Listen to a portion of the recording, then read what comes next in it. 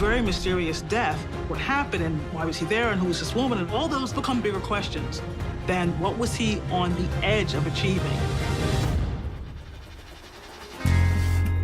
Hey guys, welcome to another episode of the Not So Superfan. So, I just watched the documentary on Netflix called "The True Killing of Sam Cooke," and the true killing of Sam Cooke, a story of Sam Cooke, and it's basically about as far as what Sam Cooke did as far as when it came to the civil rights movement.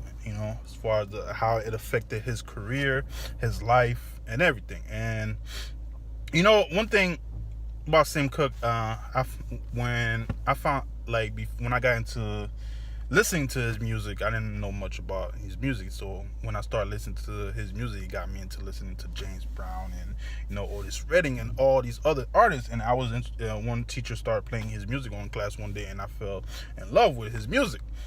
And I never knew how much he was when it came to that movement, to the civil rights, and in this documentary, it shows that Sam Cooke, when he was growing up in the church singing, and he wanted to be a mainstream artist, at first he was afraid, because most artists back then were afraid to leave the church and go to mainstream with the fear of God. And when he joined the mainstream and he realized, as far as the Jim Crow laws, black people would go to a concert and they would have to pay $1 more compared to the white people and would get the worst seat in the house. And he didn't.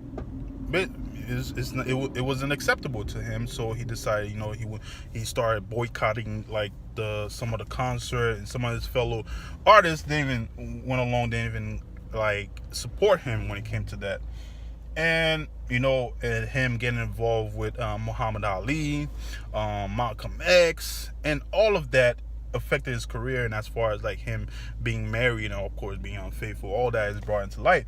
But as far as this man Sam Cooke, changing the music industry, starting his own record label, and art, that one famous song, "A Change Is Gonna Come," which was edited by RCA because certain lines were edited so that people wouldn't hear it. Certain this one music by Bob Dylan that he sang, and he it was weird to him that that music that Bob Dylan made, about social injustice, that it was coming from a white man, but no black people were doing that in their music at that time. And this documentary was really good, and I really enjoyed it. And I would suggest anybody to check it out if you have a Netflix account, especially and I even talked about earlier, especially in this world and environment where people don't quite understand when people try to talk about inclusion, with the lack of diversity, it means a lot to people, and definitely check out this documentary. It'll bring a lot into light, and I'm gonna give this documentary a B+. Definitely check it out and let me know what you think.